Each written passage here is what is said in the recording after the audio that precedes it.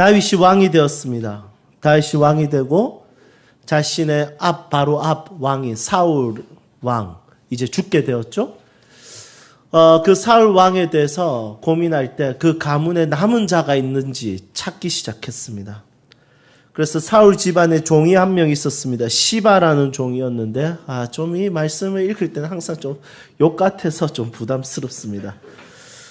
그래서 이 시바가 이 사람은 사울 집안의 종이었는데 이 시바는 사울 집안에 한 명이 남았다고 했습니다. 이제 시바라 안 하고 종이라 하도록 하겠습니다. 그래서 그 한 명이 남았는데 이 한 명은 이름이 무비보셋입니다. 무비보셋은 사울 왕의 아들 요나단의 아들이었습니다. 그러니까 사울 왕의 손자였고요. 요나단의 아들로 볼 수 있습니다. 이 사람은 태어날 때 금수저로 태어났죠. 왕족으로 태어났습니다. 왕실에서 태어났고요. 굉장히 큰 부와 명예를 가진 자였습니다. 그것도 1대 왕이었으니까 권력이 얼마나 컸겠습니까? 아무도 덤비지 못했을 겁니다. 그런데 이 무비보셋이 5살이 되었을 때 할아버지 사울 왕이 죽게 되었습니다. 그리고 아버지 요나단이 이 두 사람이 길보아 전투에서 죽게 되었습니다. 그 소식을 듣자마자 이 무비보셋을 안고 있었던 유모가 이제 도망을 가야 되지 않겠습니까? 왜냐하면 그 집안에 왕이 죽었으면 바로 그 가문대로 다 숙청이 되거든요. 그래서 이제 도망을 가는데 이 도망가는 그 길에 너무 급하게 가다 보니까 이 아이를 떨어뜨린 겁니다. 떨어뜨렸을 때 안타깝게도 이 무비보셋은 다리를 다치게 되고 그때부터 다리를 절게 되었습니다. 출생은 왕족으로 태어났고 할아버지가 왕이고 아버지가 왕자고 모든 부와 명예를 다 가진 그런 신분으로 태어난 금수저였는데 한순간에 왕족이 그냥 자신에게 주는 두려움이 되었고 할아버지 아버지가 돌아가시면서 자신의 다리는 절게 되었습니다. 여러분 장애에 대해서 지금이야 인권이 워낙 이제 발전되고 존중되기 때문에 장애에 대해서 엄청 존중하게 됩니다. 하지만 이 당시에는 장애는 존중의 대상이 아니라 비난의 대상이고요. 장애에 대해서는 부모가 죄를 지어서 그렇다. 너희 아버지, 할아버지 사울이 죄를 지어서 그렇다. 그냥 누군가의 손가락질, 눈길을 받을 수밖에 없는 자들이 장애였습니다. 한순간에 장애를 입게 되었고 그리고 언제 죽을지 모르는 겁니다. 이 사람에 대해서 누군가가 다윗에게 고발을 하게 되면 그냥 바로 죽이게 될 수도 있는, 죽임을 당할 수 있는 그런 상황이었습니다. 왕수저에서 모든 것을 다 잃은 무비보셋, 참 안타깝지 않습니까? 아무것도 모르는 5세, 5살에 그 무비보셋에게 무슨 잘못이 있겠습니까? 아무런 잘못이 없을 겁니다. 하지만 인간의 인생이라는 것은 그렇지 않습니까? 내 잘못과 상관없이 가지게 되는 불행과 아픔과 고통이 있는 것입니다. 나는 아무런 죄를 짓지 않았는데, 나는 아무것도 하지 않았는데, 이 세상 자체가 죄인들이 만든 세상, 이 사회 자체가 죄인들이 만든 사회, 이 세상을 타락하게 한 것이 인간의 선택이었고, 인간의 죄로 인한 것이기 때문에, 사람이라는 것은 나의 잘못이 아니라도 인간들이 만들어 놓은 그 죄악의 열매, 이 사회 구조, 아픔, 고통, 이것으로 인해서 내가 잘못을 하지 않아도 누군가의 죄로 인해서 잘못으로 인해서 나에게까지 이것이 영향을 미치는 것을 보게 됩니다. 여러분 이번 이태원 사건도 그렇지 않습니까? 사람들이 민감합니다. 정부 탓인가? 아니면 그곳에 놀러 간 사람들의 탓인가? 누군가에 대한 탓에 대한 이야기를 하면서 이야기합니다. 여러분 무엇 때문인지 모르겠지만 어쨌든 모두 한 사람, 어떤 사람, 누군가의 잘못과 죄로 인한 것입니다. 이것에 대해서 우리가 한번 고민해 볼 필요가 있는 것이죠. 여러분 조심스럽습니다. 이제 애도 기간이 끝났기 때문에 이제는 진단을 해야 될 때입니다. 왜 이런 일이 일어났는가? 어떤 사람은 사회적 진단을 하게 될 것입니다. 정부의 문제에 대해서 철저하게 진단해야 됩니다. 여러분 동의하세요? 예. 이것은 어떤 그것에 대해서 정부를 탓하는 것이 아니라 진단을 하고 그것에 대해서 대가를 지불해야 될 요소가 반드시 있다고 생각합니다. 그리고 두 번째는 시민의식, 이 관계에 대한 진단이 필요합니다. 그리고 과학적 진단이 필요합니다. 의학적 진단이 필요합니다. 여러분, 그렇다면 교회는 어떤 진단을 해야 될까요? 교회는 사회적 진단에 머물면 안 됩니다. 교회는 과학적 진단, 의학적 진단에 머물면 안 됩니다. 교회는 세상이 여러 요소들, 세상의 방식들, 그런 수많은 진단들, 그것에 대해서 존중할 필요가 있고, 그리고 교회가 해야 될 것은 뭐냐면 영적 진단을 해야 되는 것입니다. 여러분, 어느 순간부터 교회가 영적 진단을 하는 것에 있어서 두려워집니다. 왜냐하면 사회적 이목이라든지 인식이라든지 이런 것에 있어서 영적인 것은 아무것도 아닌 것처럼 이야기합니다. 하지만 교회는 영적 진단을 해야 됩니다. 왜냐하면 영의 결과는 육체로 나타나기 때문입니다. 성령의 역사는 하나님의 사람이라는 육체, 인생을 통해서 나타나듯이 사단의 역사도 결국에는 사람을 통해서 나타납니다. 여러분, 귀신이 뭐가 무섭겠습니까? 여러분, 교회에 혼자 제가 설교하려고 앉아있으면, 준비하려고 앉아있으면 새벽 1시가 되면 위에 보일러를 끄거든요. 끄는데 시간이 오래 걸리더라고요. 소리가 이 위에 목욕탕이 있으니까. 처음에는, 뭐지? 여러분, 하지만 아무것도 아니지 않습니까? 그럼 하나도 안 무섭습니다. 그런데 뭐가 무섭습니까? 사람을 통해서 역사하는 사단이 무섭습니다. 사람이 무섭습니다.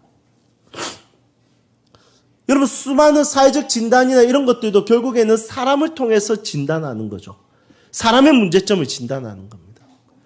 그런데 영적 진단 역시도 사람을 통해서 영적 진단을 할 수 있는 겁니다. 이 사건을 통해서 영적 진단을 할 수 있는 것입니다. 여러분, 상황과 사건은 그냥 생기지 않습니다. 인간의 죄악된 본성을 통해서, 집단의 죄악된 본성을 통해서 반드시 나타나게 되어 있습니다. 이 헬로윈 사건도 마찬가지입니다. 여러분, 반드시 영적 진단을 하고 우리 자녀들에게 우리 교회가 추구해야 될 것을 설정해야 됩니다.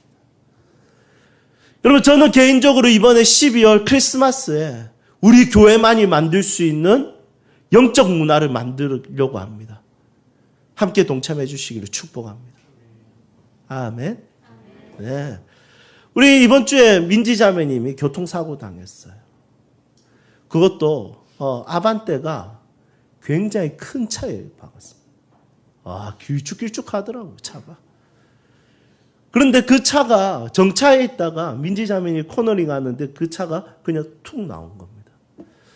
가볍게 부딪혔는데 워낙 차가 크니까 제 허리가 아프답니다. 여러분, 이것에 대해서 한번 생각해 보십시오.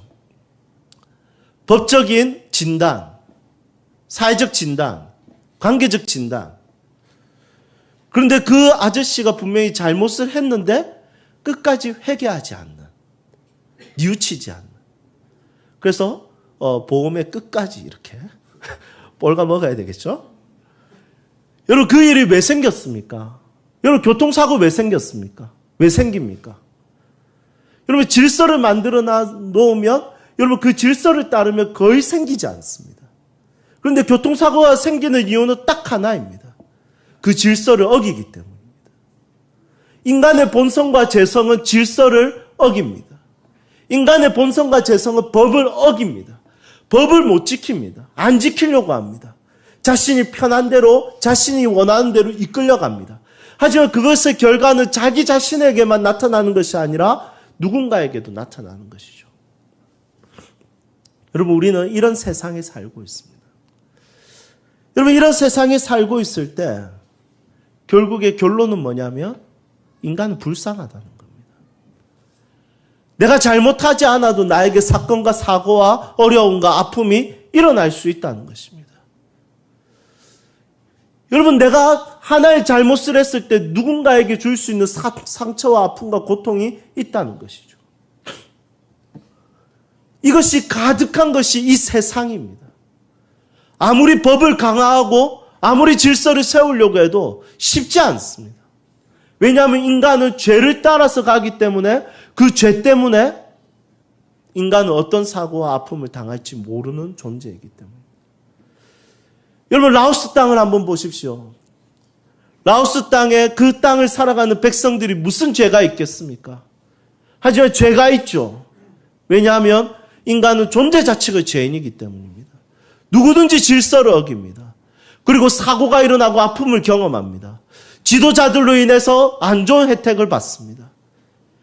여러분, 그 땅에 대해서 우리는 정죄할 것이 아니라 불교 국가라고 해서 망해야 된다라고 말하는 것이 아니라 그 땅을 불쌍히 여기는 것이 중요합니다. 여러분, 옆에 있는 사람 보십시오. 잘못할 수 있습니다. 실수할 수 있습니다. 부족함이 보일 수 있습니다. 여러분, 하지만 기억하십시오. 옆에 있는 사람은 우리가 정죄할 대상이 아니라 옆에 있는 사람은 불쌍히 여겨야 될 대상입니다. 여러분, 영적 진단의 결과는 불쌍함입니다. 영적 진단의 결과는 긍휼함입니다.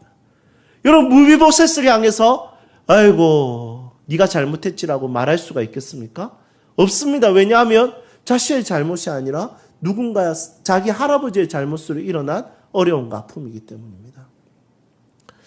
여러분, 이런 세상을 살아가는 우리 모두는 불쌍한 존재입니다. 그래서 마틴 루터는 죽기 이틀 전에 이렇게 이야기했습니다. 우리 모두는 거지다. 이것은 사실이다. 왜 이런 이야기를 했을까요? 이 세상을 살아가는 우리는 부유할 수 없는 것입니다. 심리적으로, 육체적으로, 영적으로, 경제적으로 완벽하게 부유한 상태를 인간은 가질 수 없습니다. 인간은 언제 어디서 어떻게 어떤 일이 일어날지 모르는 것이 인간의 인생입니다. 무비보셋처럼 왕족으로 지내다가 어느 한순간에 그 왕족이라는 이름이 자기에게 두려움이 되고 어느 한순간에 다리를 절게 되는 것이죠. 영적인 사람은 내가 잘났다라는 것을 말하는 사람들이 아니라 이 땅을 살아가는 모든 자들을 불쌍히 여기는 것. 얼마나 아플까? 얼마나 힘들까? 그것이 영적인 사람이 하는 것입니다. 여러분, 우리 교회가 영적인 교회가 되기를 소망합니다. 이 세상을 불쌍히 여겼으면 좋겠습니다. 여러분, 이 땅에 아픔을 겪는 자들이 네가 제대로 공부하지 않았고 네가 게을러서 그렇다라고 정죄하는 것이 아니라 우선 불쌍히 여겼으면 좋겠습니다. 내 옆에 있는 사람을 먼저 긍휼히 여겼으면 좋겠습니다. 몇천 년 전에 기록하고 있는 이 한 인생에 대한 이야기, 무비보셋에 대한 이야기, 몇천 년이 지난 지금 살아가는 우리 인생에 대한 이야기와 똑같습니다. 과학이나 의학은 몇천 년 동안 발전했지만 인간이 짓는 죄와 일어난 슬픔과 아픔은 여전히 동일합니다. 모든 사람은 죄인입니다. 이 죄인들이 만든 인간 사회는 사실 우리 모두를 불쌍하게 만들어버립니다.